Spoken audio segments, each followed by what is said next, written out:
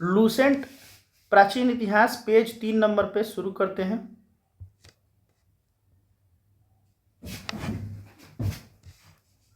अष्टाध्यायी। अष्टाध्यायी संस्कृत भाषा व्याकरण की प्रथम पुस्तक है, यानी कि व्याकरण का कोई पहला पुस्तक है संस्कृत का, तो वो है अष्टाध्यायी। के लेखक जो थे वो थे पाणिनि। इससे मौर्य के पहले का इतिहास तथा मौर्य युगीन राजनीतिक अवस्था की जानकारी प्राप्त होती है। यानी कि पाणिनि जो थे मौर्य का जो समय है उसके समकालीन थे। नोट, अष्टाध्यायी में पहली बार लिपि शब्द का प्रयोग हुआ है। लिपि शब्द लिखने का जो एक तरीका होता है उसको लिपि बोला जाता है, और यह शब्द पहली बार अष्टाध्यायी जो कि संस्कृत का प्रथम व्याकरण पुस्तक है जो पाणिनि के द्वारा लिखा गया है में वर्णित है।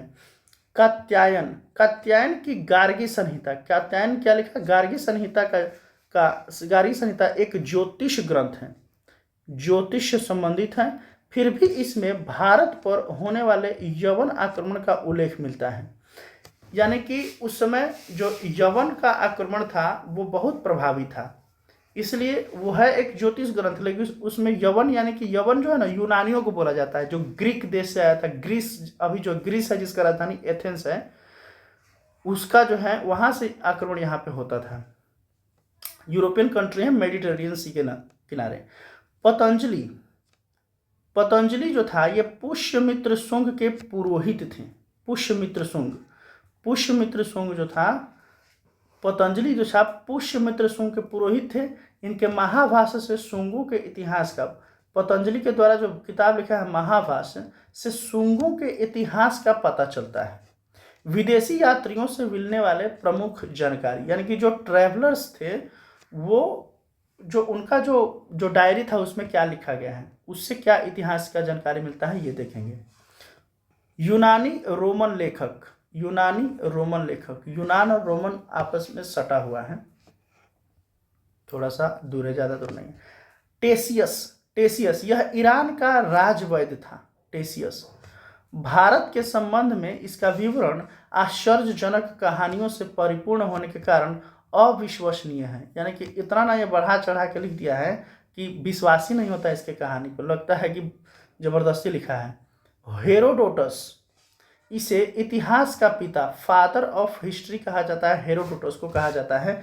इसने अपनी पुस्तक हिस्टोरिका में 5वीं शताब्दी ईसा पूर्व के भारत फारस यानी कि इंडियन ईरान, फारस मतलब ईरान होता है, ईरान के संबंध का वर्णन मिलता है हेरोडोटस में, परंतु इसका विवरण भी अनुश्रुतियों एवं अफवाहों पर आधारित है।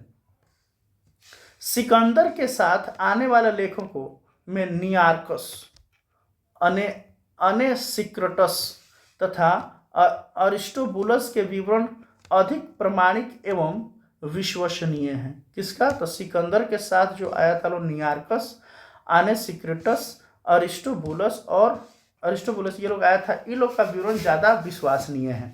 मेगास्थनीज, यह सेलुकस निकेटर का राजदूत था जो चंद्रगुप्त मौर्य के दरबार में आया था।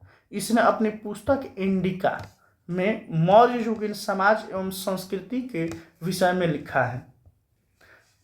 एक है डायमेकस, यह सीरियन यानी कि सीरिया जो अभी है, सीरिया, डायमेकस सीरिया का राजधानी जो है दमस्कस होता है, और वहाँ से जो आया था उसका राजधानी है डायमेकस। ये अंतियोकस का राजदूत था, यानी कि वहाँ का राजा था वो अंतियोकस था, जो बिंदुसार के दरबार में आया था। बिंदुसार के दरबार में आया था जो कि मौर्य काल से संबंधित था। इसका विवरण मौर्य युग से संबंधित है। डायोनीसियस, डायोनीसियस यह मिस्र नरेश टॉलमी फिलेडेल्फस का राजदूत था। कौन, तो डायोनीसियस, जो अशोक के राज दरबार में आया था। टॉलमी, इसने 2री शताब्दी में भारत का भूगोल नामक पुस्तक लिखी। टॉलमी यह 2री शताब्दी में, यानी कि आज से मोटा मोटी 1800 वर्ष पहले आया था टॉलमी, यह भारत का भूगोल नामक पुस्तक लिखा था। एक है प्लिनी, इसने प्रथम शताब्दी में यानी कि 1900 वर्ष पहले नेचुरल हिस्ट्री नामक पुस्तक लिखी। इसमें भारतीय पशुओं, पेड़ पौधों, खनिज पदार्थों आदि के बारे में विवरण मिलता है। एक है पेरिप्लस, ऑफ द एरिथ्रियन सी, एक किताब है पेरिप्लस ऑफ द एरिथ्रियन सी। इस पुस्तक के लेखक के बारे में जानकारी नहीं मिलता है कि पुस्तक लिखा कौन। यह लेखक करीब 80 ईस्वी में, यानी कि अभी से 1940 वर्ष पहले, 40-35 वर्ष पहले हिंद महासागर की यात्रा पर आया था वो। ठीक, जब पेरिप्लस ऑफ एरिथ्रियन सी का जो लेखक था वो 80 ईस्वी में हिंद महासागर की यात्रा पर आया था, लेकिन वो कौन है इसके बारे में जानकारी में नहीं मिला। इसने उस समय के भारत के बंदरगाहों, यानी कि जो पोर्ट्स हैं वेस्टर्न घाट्स पे, स्पेशली जो वेस्ट इंडिया के जो घाटों पर हैं, और व्यापारिक वस्तुओं के बारे में जानकारी दी है। चीनी लेखक फाहियान, यह चीनी यात्री गुप्त नरेश चंद्रगुप्त द्वितीय, फाहियान जो था वो चंद्रगुप्त द्वितीय के दरबार में आया था। इसने अपने विवरण में मध्य प्रदेश के समाज एवं संस्कृति के बारे में वर्णन किया है। इसने मध्य प्रदेश की जनता को सुखी एवं समृद्ध बताया है। यह 14 वर्षों तक भारत में रहा। संयुगन, यह 518 ईस्वी में भारत आया। इसने अपने 3 वर्षों की यात्रा में बौद्ध धर्म की प्राप्तियां एकत्रित की। वेनसांग, हर्षवर्धन के शासन काल में भारत आया था, यानी कि वेनसांग 629 ईस्वी में चीन से भारतवर्ष के लिए प्रस्थान किया, यानी कि चीन से यह भारत आने का प्रस्थान किया 629 ईस्वी में, यानी कि आज से जो है 1370 वर्ष पहले। और लगभग 1 वर्ष की यात्रा के बाद सर्वप्रथम वह भारतीय राज्य कपिशा पहुंचा। भारत में 15 वर्षों तक ठहरकर 645 ईस्वी में चीन लौट गया। वेनसांग भारत में 15 वर्ष था, हर्षवर्धन के शासनकाल में आया था, ये बहुत बार पूछता है। वह बिहार में नालंदा जिला स्थित नालंदा विश्वविद्यालय, जो कि कुमारगुप्त प्रथम द्वारा बनाया गया था, में अध्ययन करने तथा भारत से बौद्ध ग्रंथों को एकत्र कर ले जाने के लिए आया था। इसका भ्रमण वृत्तांत सीयूकी नाम से प्रसिद्ध है, यानी कि जो वेनसांग का जो बुक है भ्रमण वृत्तांत है उसको सीयूकी नाम से प्रसिद्ध है, जिसमें 138 देशों का विवरण मिलता है। इसने हर्षकालीन समाज, धर्म, राजनीति के बारे में वर्णन मिलता है। इसके अनुसार सिंध का राजा शूद्र था। जो सिंध पर जो राजा था, जो आज पाकिस्तान में है, जो जहाँ से हम लोग सिंधु घाटी सिंध से ही बना है, तो वहाँ का राजा उस समय आज से 1350 वर्ष पहले शूद्र था। वेनसांग ने बुद्ध की प्रतिमा के साथ साथ सूर्य, शिव की प्रतिमाओं का भी पूजन किया। बुद्ध की प्रतिमा का पूजन शुरू हो गया था उस समय। अच्छा, वेनसांग के अध्ययन के समय नालंदा विश्वविद्यालय के कुलपति जो थे वो शीलभद्र थे। यह विश्वविद्यालय बौद्ध दर्शन के लिए प्रसिद्ध था। आइए नेक्स्ट देखते हैं।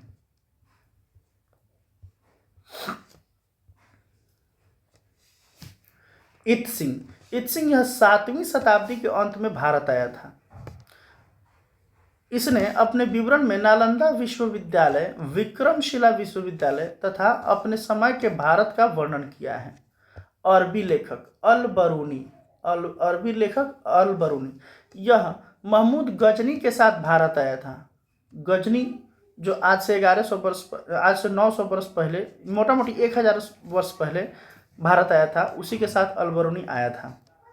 अल बरूनी ख्वारिज्म या खीव, आधुनिक तुर्कमेनिस्तान, अभी जो तुर्कमेनिस्तान है जिसका राजधानी है अशगाबाद, वहीं का रहने वाला था अल बरूनी। अरबी में लिखी गई उसका कृति जो किताब है, किताब उल हिंद या तहकीक ए हिंद, भारत की खोज, जिसका अर्थ होता है, आज भी इतिहासकारों के लिए एक महत्वपूर्ण स्रोत है। यह एक विस्तृत ग्रंथ है जो धर्म, दर्शन, त्योहारों, खगोल विज्ञान, कीमिया मतलब होता है केमिस्ट्री, रीति रिवाजों तथा प्रथाओं, सामाजिक जीवन, भारतोल तथा मापन विधियों, मूर्तिकला, कानून, मापतंत्र विज्ञान आदि विषयों के आधार पर 80 अध्यायों में विभाजित है। यानी कि बहुत बेहतरीन जानकारी मिलता है तहकीक ए हिंद से। इसमें राजपूतकालीन समाज और राजपूतकालीन धर्म, रीति रिवाज, राजनीति आदि पर सुंदर प्रकाश डाला गया है। इब्न बतूता, इसके द्वारा अरबी भाषा में लिखा गया उसका यात्रा वृत्तांत। इब्न बतूता, इसके द्वारा अरबी भाषा में लिखा गया उसका यात्रा वृत्तांत रेहला, जिसे रेहला कहा जाता है, 14वीं शताब्दी में यानी कि आज से 600 वर्ष पहले भारतीय उपमहाद्वीप के सामाजिक तथा सांस्कृतिक जीवन के विषय में बहुत ही प्रचुर तथा सबसे रोचक जानकारियां देता है। 1333 ईस्वी में दिल्ली पहुंचने पर इसकी विद्वता से प्रभावित होकर सुल्तान मोहम्मद बिन तुगलक यानी कि एमबीटी के दरबार में रहता था ही इब्न बतूता, उसे दिल्ली का काजी यानी कि न्यायाधीश नियुक्त किया था। नेक्स्ट, अन्य लेखक जो अदर इम्पोर्टेंट राइटर्स हैं जैसे कि तारानाथ, यह एक तिब्बती लेखक था। इसने कंग्यूर या कंग्यूर तथा तंग्यूर नामक ग्रंथ की रचना की थी। कौन? तारकनाथ। इसने भारतीय इतिहास के बारे में जानकारी मिलती है। एक है मार्को पोलो, यह 13वीं शताब्दी यानी 13वीं शताब्दी के अंत में पांड्य देश की यात्रा पर आया था। चेर चोल पांड्य, साउथ में। इसका विवरण पांड्य इतिहास के अध्ययन के लिए उपयोगी होता है। अच्छा, पुरातत्व संबंधी साक्ष्य से मिलने वाली जानकारी यानी कि आर्कियोलॉजी से संबंधित जो एविडेंस हैं, एविडेंस के आधार पे जो हम लोग ऐतिहासिक स्रोत अभी पढ़ेंगे। अच्छा, भारतीय पुरातत्व शास्त्र का पितामह यानी कि फादर ऑफ इंडियन आर्कियोलॉजी किसे कहा जाता है? तो सर एलेक्जेंडर कनिंघम को कहा जाता है। फादर ऑफ इंडियन आर्कियोलॉजी को कहा जाता है। Alexander Rea, H Longhurst, Robert Sewell, James Burgess, Walter Elliot, ये सभी भारत के पुरातात्विक स्थलों के उत्खनन से संबंधित हैं। इन लोगों ने भट्टीप्रोलु, घंटासला, अमरावती आदि स्थलों की खुदाई की। भट्टीप्रोलु, घंटासला, अमरावती आदि स्थलों की खुदाई की। 1400 ईस्वी पूर्व यानी कि 2000 अभी चल रहा है, 1400 यानी कि 3400 वर्ष पहले जो अभिलेख मिला है बोगाज कोई कहाँ है? तो एशिया माइनर किसको कहा जाता है? तो टर्की को कहा जाता है। जो टर्की जो देश है उसको कहा जाता है। से वैदिक देवता 1400 वर्ष बीसी यानी कि आज से 3400 वर्ष पहले होगा। एशिया माइनर में वैदिक देवता मित्र, वरुण, इंद्र और नासत्य को अश्विनी कुमार कहा जाता है के नाम मिले हैं। मध्य भारत में भागवत धर्म यानी कि वैष्णव संप्रदाय विकसित होने का प्रमाण यवन राजदूत हेलियोडोरस के बेस नगर यानी कि विदिशा गरुड़ स्तंभ लेख से प्राप्त होता है। सर्वप्रथम भारतवर्ष का जिक्र हाथी गुम्फा अभिलेख में है।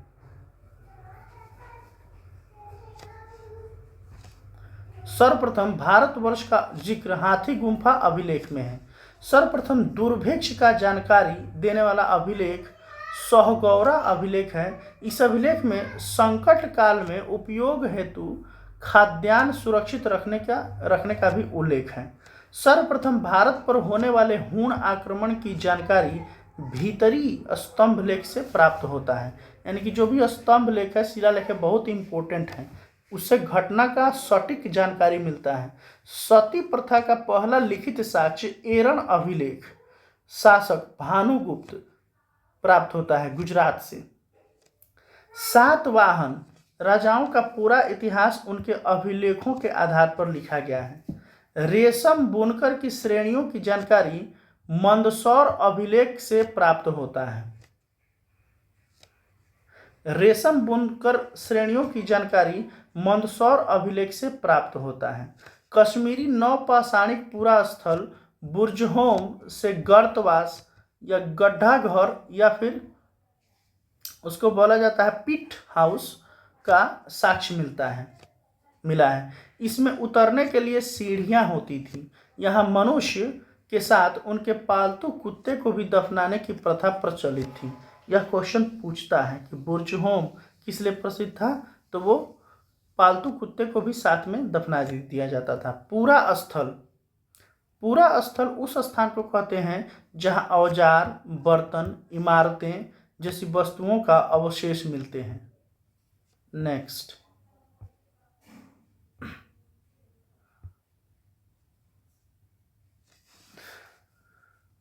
प्राचीनतम सिक्कों को आहत सिक्के कहा जाता है। इसी को साहित्य में कसार्पण कहा गया है। यानी कि आज से जो 2500-2600 वर्ष पहले जो सिक्का मिला है उसका कोई ऐसे एकदम सॉलिड आयताकार शेप नहीं था, मोटा मोटी आयताकार टाइप का था, और उस पर जो है पंच मार्क्ड कॉइन कहा जाता है। यानी उसको आहत यानी कि उस पर चोट पड़ा है, चोट मार के उस पर जो है चिन्हित किया जाता था, मार्क किया जाता था, तो उसको आहत सिक्का कहा जाता है। वो प्राचीनतम सिक्का कहा जाता है आहत सिक्का को ही, जिसे कसार्पण कहा गया है।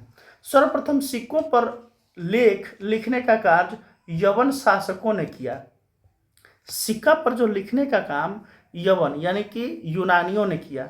महत्वपूर्ण अभिलेख, यह अभिलेख जो इम्पोर्टेंट है ये बार बार पूछता है, जैसे कि हाथी गुम्फा अभिलेख तिथि रहित अभिलेख है, इसमें डेट है ही नहीं, लेकिन कलिंग राज खारवेल का इसमें जिक्र है, यानी कि कितना, आज से 2200 वर्ष पहले का इतिहास है। जूनागढ़ गिरनार अभिलेख, इसमें रुद्रदामन शासक से संबंधित है।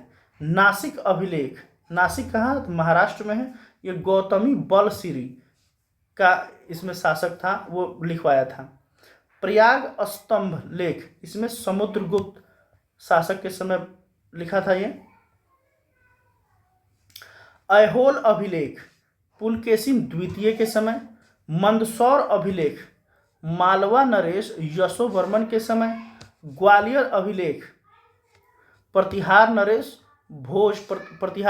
भोज के द्वारा या फिर उनके समय लिखा गया था। भीतरी एवं जूनागढ़ अभिलेख स्कंदगुप्त शासक के समय लिखा गया था। देवपाड़ा अभिलेख, यह बंगाल शासक विजय सेन के समय ये अभिलेख बनवाया गया था। अभिलेखों का अध्ययन एपिग्राफी कहा जाता है। बार बार पूछ देता है कि अभिलेखों का अध्ययन क्या कहलाता है, तो एपिग्राफी। समुद्रगुप्त की वीणा बजाती हुई मुद्रा वाले सिक्के से उसके संगीत प्रेमी होने का प्रमाण मिलता है। यानी कि जिस प्रकार से जो भी फिगर मिलता है उसके अनुसार हम लोग मीनिंग निकालते हैं। अरिकामेडु, जो कि पुद्दुचेरी के निकट से रोमन सिक्के प्राप्त हुए हैं। यानी कि पुद्दुचेरी जो है, अरिकामेडु जो एक पोर्ट है वहाँ से मिला है, यानी कि रोमन से उस समय ट्रेड होता था, इसका जानकारी मिलता है हम लोगों को।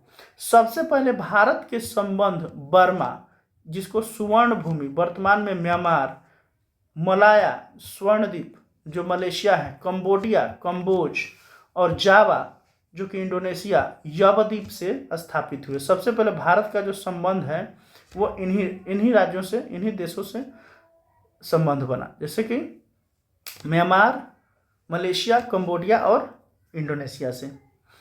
अब दूसरा जो हमारा टॉपिक है वो है प्रागैतिहासिक काल। इसको अभी थोड़ा देर में शुरू करते हैं।